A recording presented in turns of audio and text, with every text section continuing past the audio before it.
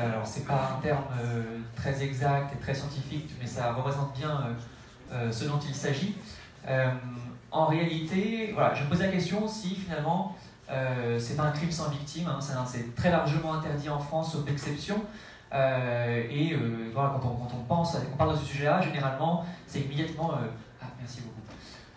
C'est immédiatement des idées extrêmement noires qui arrivent, un monde un peu dystopique où les parents finalement peuvent choisir les génomes de leurs enfants, et là ça amène toutes sortes de conséquences absolument effroyables. Et du coup, je me posais la question finalement. Est-ce que vraiment il y a une victime dans cette histoire? Est-ce qu'il y a forcément lieu d'interdire cette idée que des parents puissent avoir librement le choix, un couple puisse avoir librement le choix de choisir le profil génétique de son enfant? C'est bien là-dessus. Merci. Alors, j'espère que vous le pardonnerez, la présentation en anglais, je l'ai faite partout en Europe, je n'ai pas eu le temps à traduire. Je vais passer rapidement, puis je traduirai au fur et à mesure, donc j'espère que ça ne posera pas trop de problèmes. Je pars déjà du principe que les choix reproductifs, on l'a mentionné là tout à l'heure, d'ailleurs je ne sais pas si vous avez entendu le terme liberté reproductive. Voilà. La liberté consiste à faire tout ce qui ne nuit pas à autrui. Voilà, ça vient de la Déclaration des droits de l'homme et du citoyen de 1789. Donc on a la liberté de faire tout ce qui ne nuit pas à autrui, on est maître de notre corps. Et par défaut, c'est la liberté qui prévaut, et c'est à ceux qui veulent restreindre la liberté de prouver pourquoi il y a lieu de restreindre la liberté. La charge de la preuve repose sur ceux qui souhaitent imposer des restrictions. Et du coup, il doit y avoir une présomption en faveur de la liberté reproductive. Voilà. Les couples hétérosexuels ont toute liberté de procréer comme ils le souhaitent. Voilà. Il n'y a pas de permis, il n'y a pas de règles de nombre d'enfants. Donc cette liberté, elle existe. Maintenant, la question est jusqu'où va-t-elle cette liberté? Y a-t-il lieu de la restreindre? En France, c'est vraiment le cas. Voilà, on a parlé de la PMA, on a parlé de la GPA. Et maintenant, on va aussi parler, au slide suivant, du diagnostic préimplantatoire. Voilà, c'est le terme technique, on appelle ça comme ça en France, le DPI. Donc en anglais, c'est Preimplantation Genetic Diagnosis, PGD. C'est une technique qui existe depuis les années 80. Le premier enfant était né en 92, qui permet, suite à une fécondation in vitro, donc voilà, on prend les gamètes du père et de la mère, on crée plusieurs embryons en clinique, et en fait on va tester génétiquement ces embryons pour en sélectionner un qui est implanté dans la mère, et l'enfant naît par la suite. Ça a été développé à l'origine comme un moyen d'éviter de transmettre des maladies génétiques graves. Hein, le premier enfant né par DPI en 92, c'était pour éviter la mucoviscidose. Voilà, les parents avaient déjà eu 2 enfants atteints de mucoviscidose. C'était vraiment très dur et très lourd pour eux. Ils voulaient éviter d'en avoir un 3e atteint de la même maladie, sachant qu'ils avaient une chance sur 4 d'être tombés sur un enfant qui aurait eu cette maladie-là. Donc ils ont préféré ne pas jouer avec le hasard et de s'en remettre à cette technique novatrice à l'époque. Et du coup, c'était le départ de cette technique-là, le DPI. Depuis, c'est beaucoup développé, c'est devenu beaucoup plus fiable, beaucoup plus précis. Aujourd'hui, on peut vraiment analyser les embryons de manière assez complète. On peut éviter de nombreuses maladies monogéniques, hein, qui dépendent d'un seul gène. Hein. C'est vraiment les maladies les plus simples à déceler et les plus simples finalement à trier les embryons qui n'ont pas un gène spécifique. Ça devient plus compliqué quand il s'agit de plusieurs gènes, des maladies polygéniques. On en parlera aussi un peu rapidement. Du coup, c'était très thérapeutique, hein, à l'origine, mais très rapidement, on a tout de suite pensé, et puis ça l'est devenu, on peut penser à l'usage non thérapeutique de cette technique-là, y compris d'ailleurs, l'usage le plus simple, c'est la sélection du sexe. Voilà, la sélection du sexe de l'enfant, des parents, un couple qui veut une fille ou un garçon. Bon, c'est assez rudimentaire génétiquement pour le décès chez un embryon, et c'est typiquement le premier usage non thérapeutique qui a été fait de cette technique-là. Sachant que la sélection du sexe, on peut aussi le faire de manière thérapeutique, hein, ça peut être aussi pour éviter une maladie génétique, mais il y a aussi l'usage non thérapeutique. Dès 1774, Robert Nozick, un auteur que certains savent reconnaîtront, avait imaginé et défendait l'idée d'un supermarché génétique. Très visionnaire, hein, parce qu'à l'époque, 1774, le premier enfant né en 92, donc c'était vraiment très fort intellectuellement de l'avoir envisagé. Il défendait l'idée qu'il devrait y avoir une liberté pour les parents d'aller dans des cliniques pour pouvoir choisir les traits génétiques de leurs enfants. Si tu veux bien les slides suivants. Donc là, je l'ai fait ce slide-là pour vous aujourd'hui, juste pour un peu regarder le contexte en France. Donc en France, la loi l'autorise, hein, le DPI est autorisé, mais de manière très restrictive. Donc comme vous le voyez ici, hein, c'est dans le code de la santé, c'est à titre exceptionnel pour des parents qui ont une forte probabilité de donner naissance à un enfant atteint d'une maladie génétique d'une particulière gravité. Vous voyez, j'ai mis les caractères en gras, les critères, est reconnu comme incurable. Voilà, vraiment, c'est encore un niveau au-dessus de restriction. Donc, c'est la manière dont c'est encadré aujourd'hui en France, c'est pour strictement ces usages-là. En France, voilà, le dernier rapport qui était sorti a aujourd'hui autorisé 221 maladies, c'était en 2015. Pour donner juste un exemple, au Royaume-Uni, c'est près de 400 maladies qui sont autorisées pour l'utilisation des pays. Donc ça vous montre déjà, rien que sur l'aspect très thérapeutique, très maladie génétique grave, et bien déjà rien que sur ce point-là, la France est très en retrait par rapport à nos voisins britanniques. 400 maladies sont autorisées là-bas. C'est interdit, du coup, pour des pathologies moins sérieuses. Hein, on reste dans le domaine du thérapeutique. Par exemple, voilà, la transmission de handicap, comme la trisomie 21, la surdité, la cécité, interdit. Voilà. Et c'est d'ailleurs particulièrement paradoxal pour la trisomie 21, quand on sait qu'un couple a le droit, quand il procrée naturellement, d'ailleurs c'est pas le droit, d'ailleurs le diagnostic est obligatoire, voilà, à la 14e semaine, on fait une amniosynthèse, on fait un test génétique pour savoir si l'enfant que la femme porte est atteint de trisomie 21. Et si tel est le cas, le couple a liberté de faire un IMG, voilà, une interruption médicale de grossesse, si le couple veut éviter d'avoir un enfant atteint de trisomie 21, eh bien, ce cas-là n'est pas autorisé au niveau de la sélection d'embryons. Voilà, donc c'est vraiment très hypocrite, très paradoxal, hein, c'est assez incompréhensible. On force les parents à suivre la grossesse et à faire un IVG, alors qu'ils pourraient simplement faire cette sélection au niveau des embryons et voilà, éviter toute la lourdeur et les difficultés associées à l'interruption volontaire de grossesse. Il y a une exception, hein, depuis 2015 en France, on autorise aussi pour un gène qui prédispose au cancer du sein et de l'ovaire, depuis 2015. Bon, c'est une exception très particulière, mais ça reste très restrictif, y compris au niveau thérapeutique. Et enfin, évidemment, les usages non thérapeutiques sont entièrement prohibés. On pense notamment à la sélection du sexe. Merci. Juste pour donner le contexte encore sur la technique, comment ça va se développer, quel est l'avenir. Donc ça, je l'ai pris, c'est une entreprise aux États-Unis. Voilà, c'est très libre, hein, il n'y a pas de loi qui gouverne spécifiquement cette technique-là, donc c'est un marché, c'est pas non plus remboursé par l'État, enfin c'est des cliniques assez privées. Il y a de l'innovation, et ça je l'ai pris d'un site internet d'un service qui s'est lancé là le mois dernier, hein, aux États-Unis, EPGT, qui promet, je ne sais pas si vous pouvez les lire juste ici, mais en gros, ils peuvent faire un test extrêmement conséquent pour de nombreuses maladies d'un seul coup. C'est-à-dire qu'en France aujourd'hui, on prélève une cellule sur l'embryon pour tester une maladie génétique spécifique. Ce qu'ils promettent, eux, c'est voilà, de faire une analyse globale de tests de plus de 300 maladies monogéniques, comme la mucoviscidose, comme beaucoup d'autres maladies génétiques assez graves, mais aussi, comme vous le voyez là juste là, des risques de maladies ou de risques de propension à des cancers, par exemple. Ils peuvent éviter aussi des risques pour les diabètes de type 1 et type 2. Tout ça, c'est des prédispositions génétiques polygéniques. Voilà, il y a plusieurs gènes qui sont impliqués. C'est plus compliqué. On est aujourd'hui capable de le déceler. Et cette entreprise le permet.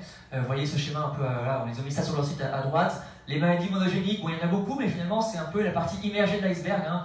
Tout en dessous, on a ces caractères polygéniques qui recouvrent énormément de choses.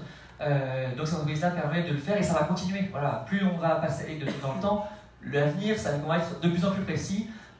Surtout au niveau voilà, de la partie, cette partie-là de l'iceberg, on sera capable de déceler avec beaucoup plus de fiabilité de nombreux traits polygéniques, voilà, où il y a plusieurs gènes qui sont impliqués, de nombreux parfois, de manière mineure. C'est slide suivant.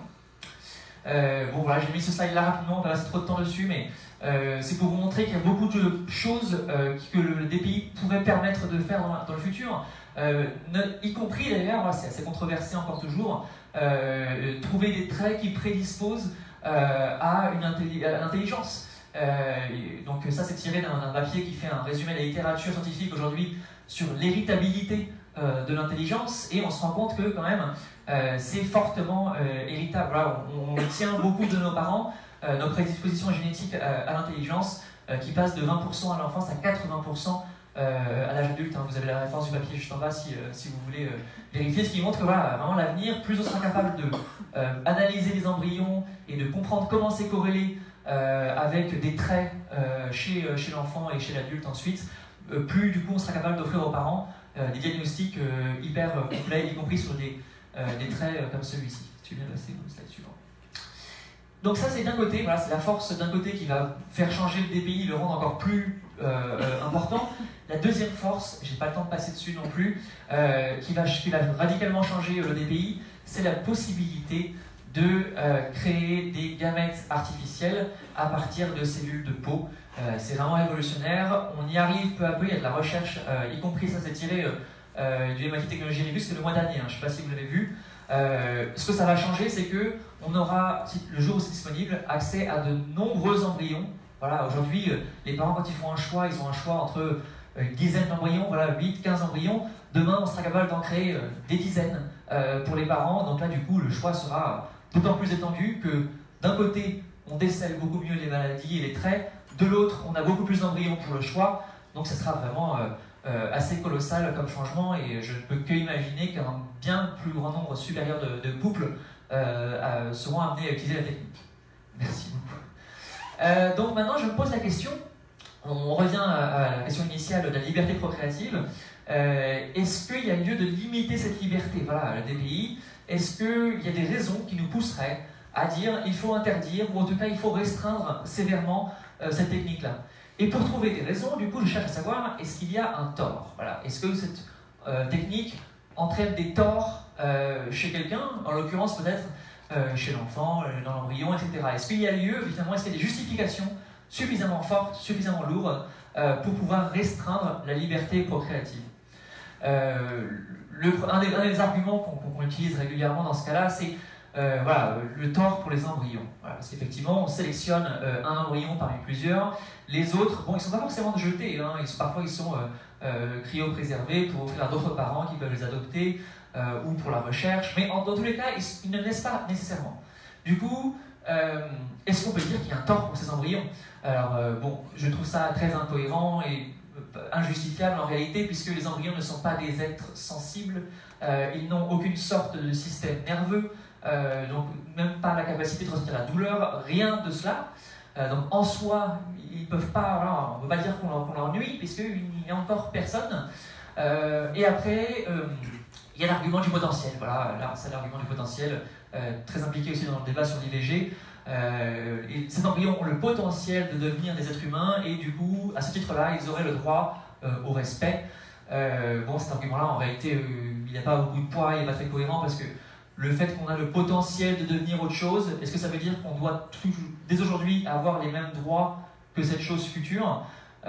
Bon, c'est un peu compliqué comme idée. Le fait que quelque chose devienne quelque chose d'autre, le potentiel de devenir quelque chose, est-ce que ça implique qu'on ait tout de suite les droits de la chose finale?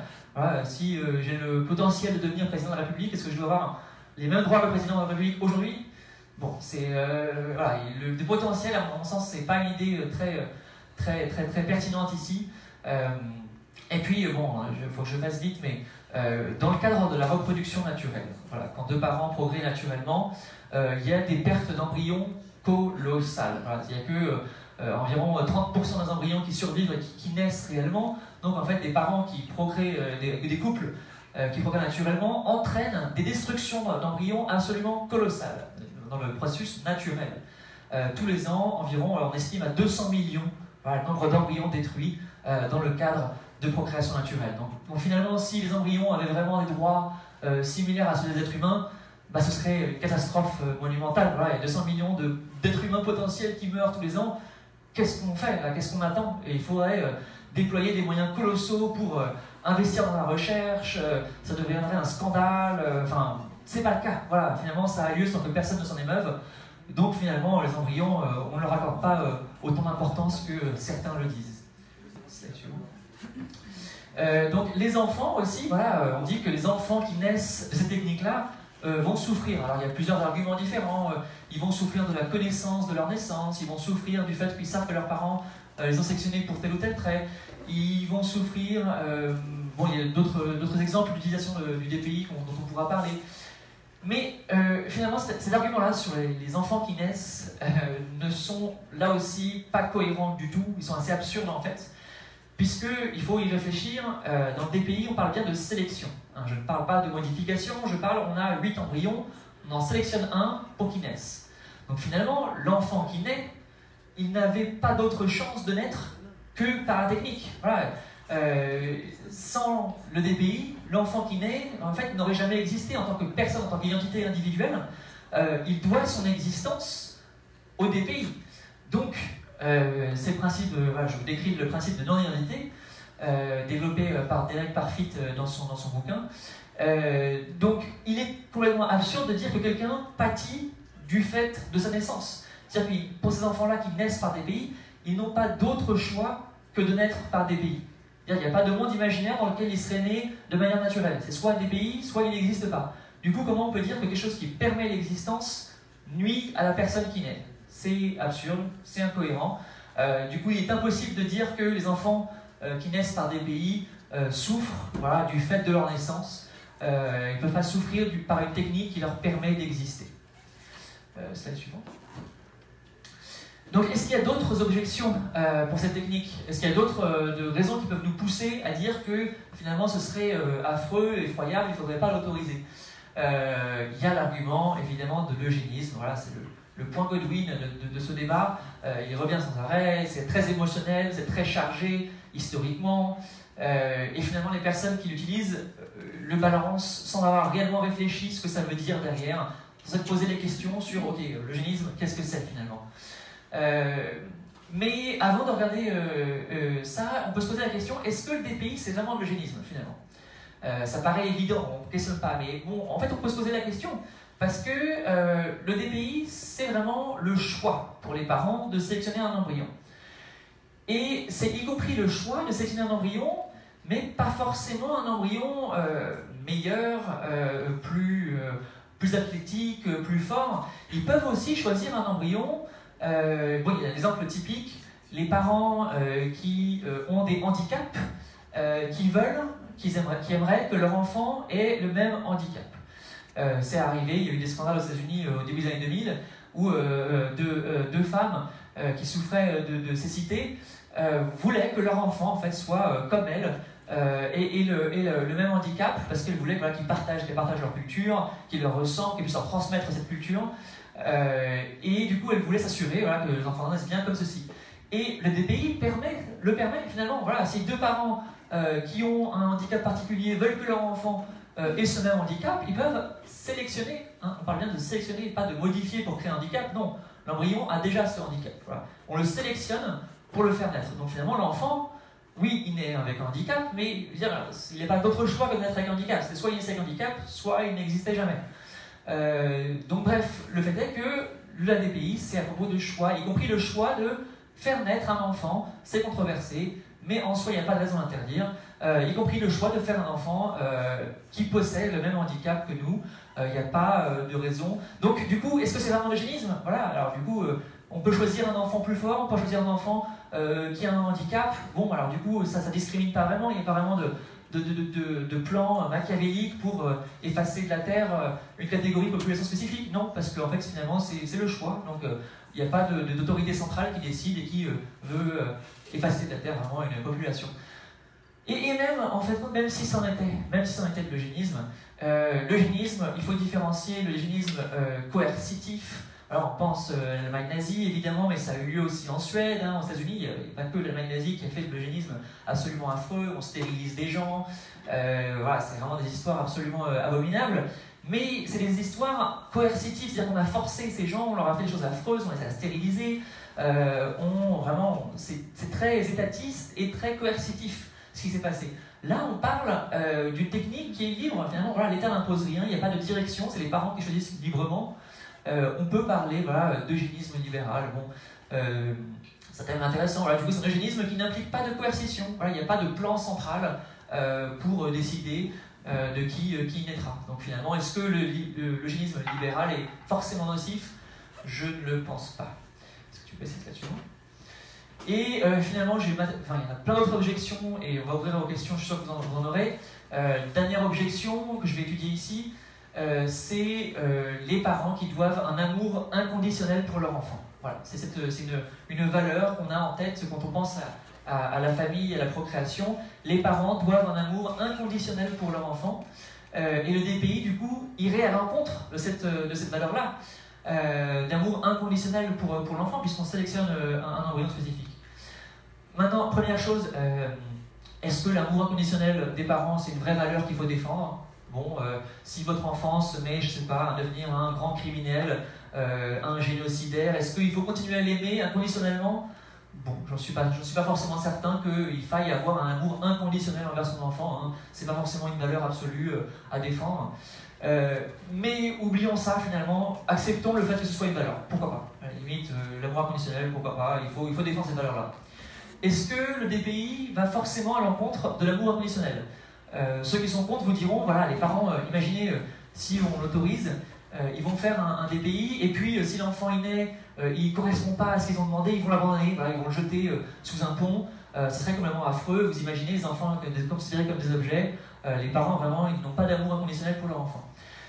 Eh bien cet argument-là, alors je ne sais pas si c'est très lisible ici, mais en gros ce que je cherche à montrer ce tableau-là ici, c'est que des parents qui font un DPI n'ont pas forcément une vision conditionnelle de l'amour qu'ils ont pour leur enfant. C'est-à-dire que des parents peuvent vouloir un garçon. Voilà, ils veulent un garçon, ils font un DPI, et s'ils obtiennent une fille, finalement, ils l'aiment quand même. Voilà, ils ont reçu une fille, bon, ça n'a pas marché, bon, bah, c'est pas grave, on va l'accueillir, on va l'éduquer, on va l'aimer. C'est possible, voilà, pourquoi pas. Dans le cas de la reproduction naturelle, pareil, voilà, des parents peuvent souhaiter, voilà, imaginer avoir une fille, et puis finalement, c'est un garçon qui naît, bon, bah, c'est pas grave, voilà, on va l'aimer, on va le chérir, etc. Donc, dans les deux cas, on peut aimer inconditionnellement. Et à l'inverse, on peut aussi avoir le cas, voilà, des parents qui veulent un garçon, qui obtiennent une fille et qui l'abandonnent. Voilà, ils obtiennent une fille grâce, ils ont fait un DPI et ils obtiennent une fille, et du coup, ils l'abandonnent. Mais on peut imaginer la même chose avec des parents qui procréent naturellement. Des parents, voilà, qui souhaiteraient avoir un garçon, qui obtiennent une fille, qui l'abandonnent au bord de la route. Voilà, c'est affreux, mais ça peut avoir lieu dans le cadre de la reproduction naturelle. Voilà, des parents qui procréent naturellement peuvent faillir à cette valeur d'amour inconditionnel. On a des histoires absolument tragiques de parents qui abandonnent leur enfant quand ils apprennent qu'il est homosexuel ou transgenre. Bon, bah voilà, ils faillissent à l'amour inconditionnel. Est-ce que pour autant on va interdire toute la reproduction naturelle entre couples hétérosexuels parce que certains parents les abandonnent? Non. Donc voilà, ça peut arriver dans les deux cas. Cet argument-là ne permet pas de justifier une prohibition, parce que ça ne permet pas de justifier une prohibition dans le cadre de la reproduction naturelle. Voilà, des abandons, ça a lieu constamment, malheureusement, dans le cadre de parents qui procréent bien naturellement. C'est pas pour autant qu'on leur interdit de se reproduire. Slide suivant. Je vais m'arrêter là, je vais ouvrir vos questions. Il y a beaucoup d'autres objections qu'on peut faire à cette technique-là. Je pense notamment à la sélection du sexe. Donc ça, c'est voilà, très controversé, très très chargé. Si vous voulez, on peut en discuter, il y a des arguments intéressants. Voilà quelques livres, si le sujet vous intéresse. C'est en anglais, mais c'est pas non plus trop compliqué. Ces deux livres-là, vous avez mon mail aussi en haut à droite si le sujet vous intéresse. Vous avez mon Twitter. N'hésitez pas à me poser des questions si vous voulez de documentation, si vous voulez des références des livres. Je suis tout à fait ravi de vous les fournir. Merci Edouard. On va prendre quelques questions. Je commence là, puis je suis là. Alors, me concernant, c'était pas une question, c'était plus un remerciement, parce que me concernant, je suis atteint d'une maladie qui s'appelle la neurofibromatose de type 1, qui est une maladie héréditaire. Donc dans mon cas, j'ai de la chance, elle est bénigne, mais dans certains cas, elle peut être très grave, en fait, et grave malformation. Et comme elle est héréditaire, mes potentiels futurs enfants ont statistiquement des chances d'avoir cette maladie, et donc la DPI, c'est quelque chose qui, dans mon cas, peut s'avérer être très utile, et donc c'est pour ça que je tenais à te remercier. Merci beaucoup.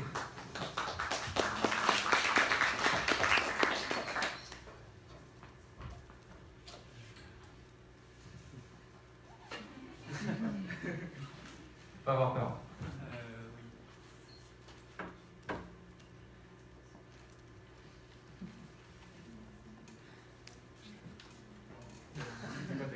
Ah, lance-toi. c'est mal formulé, c'est pas grave. En fait, je pense que, par exemple, quand on choisit pour pas qu'il y ait de maladie, ça fait de mal à personne, mais si on prend par exemple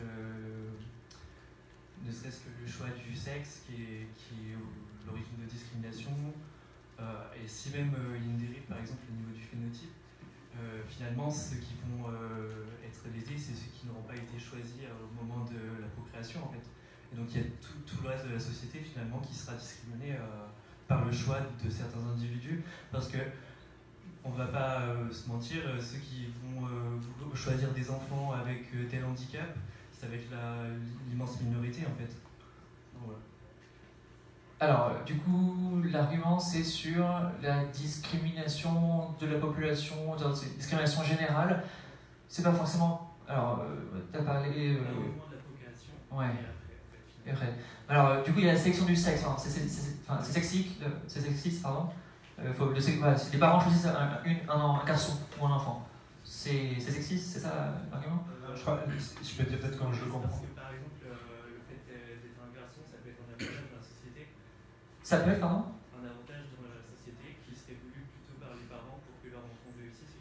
D'accord. Et du coup, qui est la victime d'un processus? C'est l'enfant? C'est... Les personnes dans la société qui ne sont pas choisies et qui... Mais qui ne sont pas choisis alors. En fait, je pense que la question c'est si les parents choisissent de plus en plus les garçons, parce qu'on considère que les garçons sont mieux, tu me dis si je me trompe, sont mieux, voilà. Est-ce que ça va pas discriminer encore plus les filles? Ok, alors c'est une question intéressante. Ok, oui. Sélectionnés parce qu'ils sont parfaits, mais ceux qui n'ont pas été sélectionnés sont discriminés. Et du coup, toute la question, c'est que ça oblige tout le monde à sélectionner et à être meilleur. C'est le culte de la perfection. Ok. Ouais, alors on va laisser répondre et puis vous pourrez reposer des questions après. Il y a plusieurs réponses à apporter à cela. C'est pas forcément évident que tous les parents auront la même conception de ce qui est bon. Alors oui, tous les parents veulent que leur enfant soit intelligent, en bonne santé, n'ait pas de maladie. Oui, est-ce que ce serait une mauvaise chose que plus d'enfants naissent en bonne santé, avec des bonnes performances scolaires et athlétiques? Bon, on peut se douter du fait que ce soit une mauvaise chose. Après, sur les préférences au niveau, je sais pas moi, des traits physiques, des handicaps, les parents n'ont pas tous la même conception de ce qui est bon, de ce qui est beau, et je n'ai aucun doute qu'il y aura une grande diversité de choix qui seront faits en la matière. Est-ce que ça nuit aux personnes qui ne sont pas choisies? Alors, on peut penser plusieurs manières à propos de ça. On peut se dire, oui, il y a un risque. Alors, on admet, oui, il y a un risque, effectivement, par exemple, la section des sexes, on peut se dire, il y a un risque qui est beaucoup plus de garçons qui naissent que de filles. Bon, déjà, pour info, aux États-Unis, en Australie, des parents qui veulent aller aux États-Unis, c'est libre. Hein. On rappelle, la sélection du sexe, c'est fait librement. Les chiffres montrent que c'est plus de filles qui sont choisies que de garçons. Donc finalement, bon. Pardon? Donc ça donne des déséquilibres. Ok, alors, donc des déséquilibres dans le ratio des sexes, c'est ça?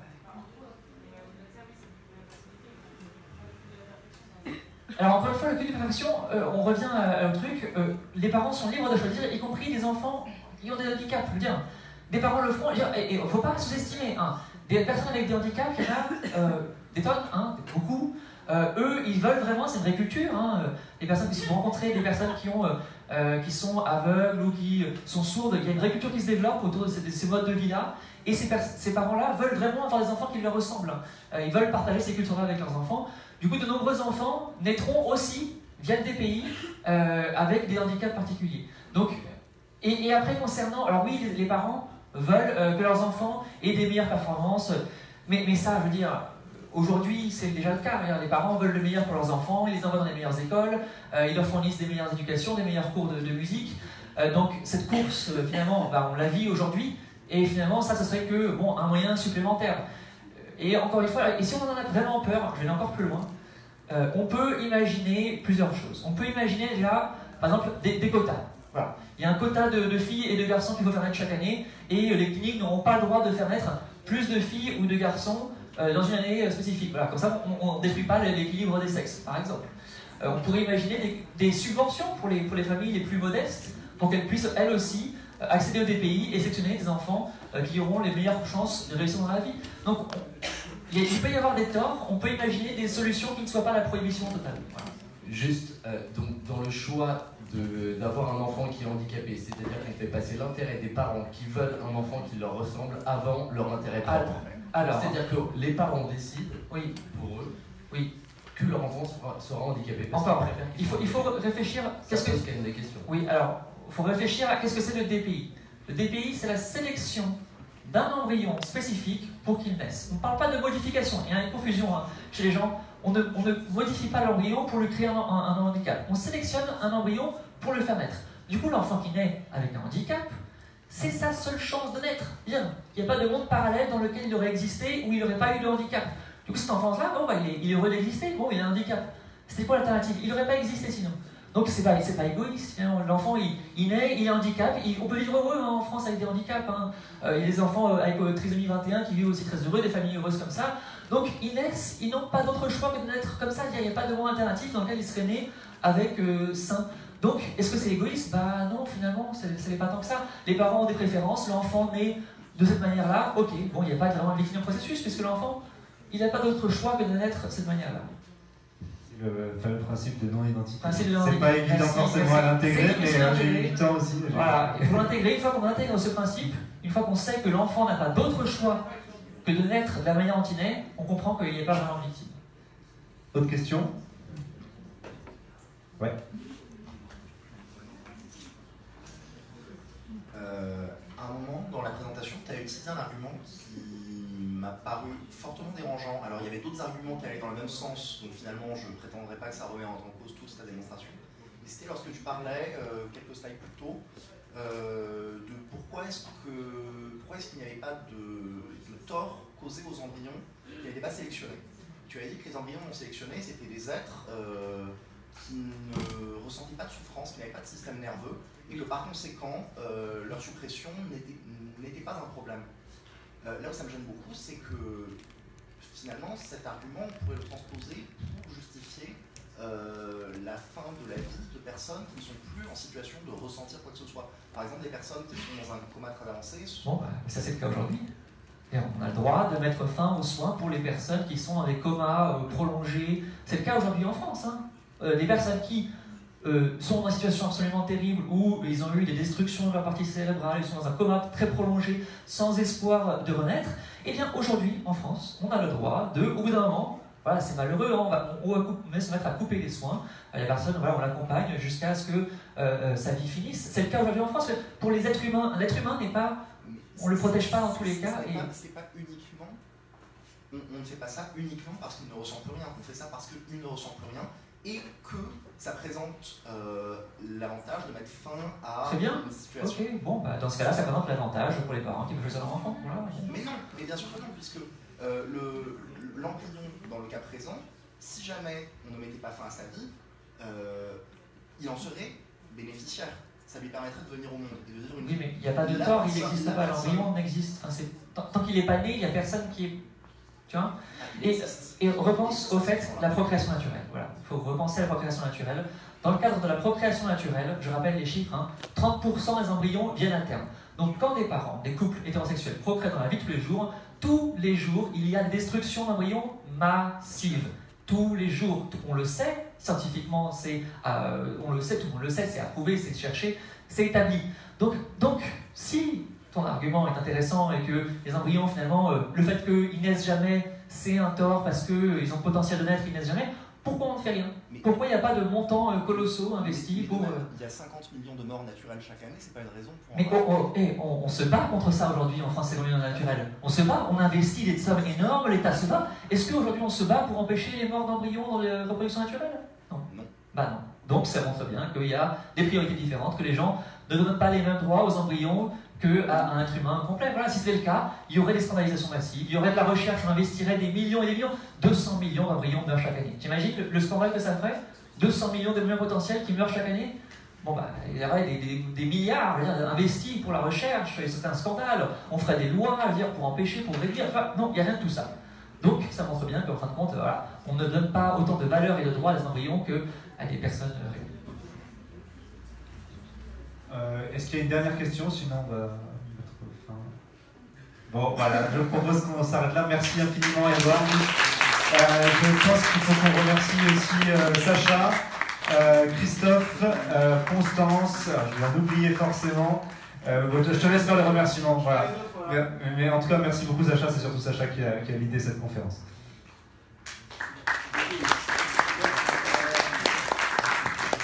Merci d'avoir tenu jusque-là. C'était long, c'était dense. Pourtant, c'était un peu le but. On voulait aborder tous ces sujets. Et encore, on en voulait aborder bien d'autres, mais ça rentrait pas dans le thème encore mon choix. Mais ça fait du bien un peu de parler de sujets de société. Enfin, on en parle tous les jours dans le débat public, mais là, je pense qu'on avait une intervention de qualité. Il y avait des contradictions vivifiantes, qui étaient, je pense, subtiles. On a fait le choix, notamment sur les thèmes PMA, GPA, de ne pas quitter l'Alliance Vita. C'est pas que. D'autres, c'est pas qu'on les censure, c'est qu'on pense que de toute façon, leurs arguments étaient représentés dans les questions, dans la parole des intervenants qui connaissent déjà ces arguments-là. Et que finalement, les petites contradictions internes, je trouvais étaient beaucoup plus intéressantes intellectuellement. Donc voilà, merci d'avoir tenu jusque-là. Et moi aussi, je continue les remerciements, notamment Edouard, qui a fait un énorme travail aussi avec moi sur la programmation, qui m'a dit affiner les sujets parce que c'est lui qui connaît ces sujets. Pour la modération aussi, Christophe qui a aussi modéré, Laurent, et puis tous ceux qui sont là ont aidé à la communication. Il y avait Ornella, Constance qui est partie, Michel qui est parti aussi. Qu'est-ce que je loupe? Surtout Florent. Où est Florent? Il est parti, oui, parce que Florent est parti préparer la soirée qu'on fait après, je vous en parle tout de suite, mais voilà, Florent qui est parti a donné un travail considérable au niveau de la logistique pour trouver les salles, pour trouver la salle où on fait notre soirée après, et c'est une tâche ingrate, on le sait pour ceux qui ont déjà fait un peu de logistique. Et merci à toi, Sacha, l'orchestre, le chef d'orchestre de toute cette organisation. Merci à toi. Donc je parlais de la soirée, je suppose que ceux qui n'étaient pas au courant ont déjà des plans, mais je vous le dis au cas où. À partir de 20h, on se retrouve au Requin Chagrin, dans la Mouffetard. Il y aura un petit concert de rap de Marin qui est dans la salle. Lève la main, c'est encore là. Non, il est parti avec Florent pour préparer la salle, évidemment. Voilà. Et aussi Edouard qui va mixer pour le reste de la soirée. Donc voilà, vous attendez là-bas à partir de 20h pour ceux qui sont dispo. Une dernière chose avant de lâcher le micro. On vous a parlé plein de fois des goodies, Mathilde vous a parlé plein de fois des goodies qui étaient disponibles. Je voulais juste revenir un peu là-dessus parce que ça aussi c'est, comme cette conférence, le résultat d'un travail collectif et de longue haleine, parce que ça pour le coup ça fait 1 an qu'on travaille dessus. On a réuni dans ce livre 17 textes plutôt classiques du libéralisme, des extraits sélectionnés qui sont tous introduits par des libéraux contemporains, et donc c'est organisé de manière thématique. C'est pas vocation à être exhaustif, mais c'est une porte d'entrée pour ceux qui connaissent encore mal la pensée libérale, avec des recommandations bibliographiques justement pour aller plus loin. Et d'ailleurs, tous ces textes l'ouvrage en lui-même n'est pas forcément cohérent. On voulait montrer aussi qu'il y a des contradictions chez les libéraux, que tout le monde n'est pas d'accord et que rarement d'ailleurs. Mais l'important, je pense, c'est qu'on fait continuer à faire vivre ce débat et j'espère que ce livre y contribuera. Donc merci à tous ceux qui ont contribué aussi, qui sont en grande partie dans cette salle. Et du coup, je passe la parole à notre cher directeur, Christophe. Merci. Je peux applaudir Sacha parce que depuis 6 mois, entre chaque anthologie, surtout l'anthologie et la conférence qu'il a organisée de A à Z, il a beaucoup travaillé.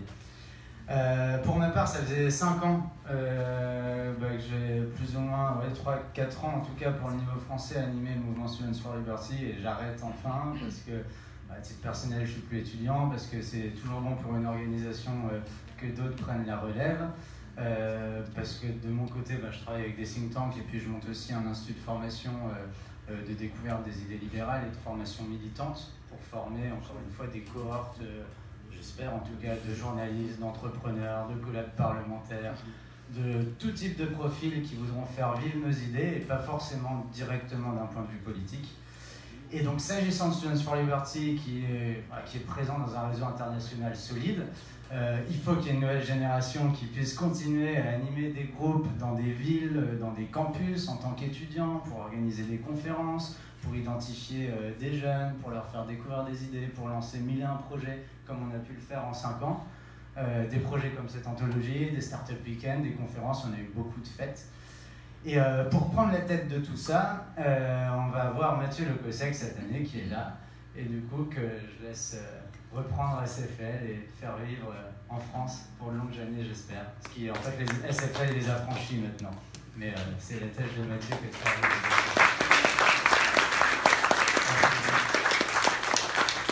Bon, je vais faire très court parce que je pense qu'on est tous un peu fatigués. Mais déjà, je voulais te remercier, Christophe. Je pense au nom de toutes les personnes avec qui tu as bossé sur ces 4 dernières années, pour tout ce que tu as fait pour SFL et pour les idées libérales de façon globale dans ce pays qu'on a bien besoin. Mais quant à moi, je vais essayer de pérenniser son travail, d'essayer de continuer à faire vivre le réseau, à organiser des événements comme celui-ci. Donc, je vais continuer à travailler avec Sacha, notamment sur toutes ces questions-là. D'essayer de faire encore des projets comme l'anthologie que vous avez sorti, qui est un travail vraiment formidable. Donc voilà, j'espère qu'on va avoir vraiment l'occasion d'échanger plus longuement. Donc dès ce soir, j'espère, on peut vous voir à la soirée. Et puis voilà, je vous remercie tous en tout cas d'être venus. Et j'espère qu'on va faire d'autres très belles conférences pour continuer à défendre la liberté, toutes les libertés, et à promouvoir haut les valeurs du libéralisme en France. Merci à tous. Vive la liberté.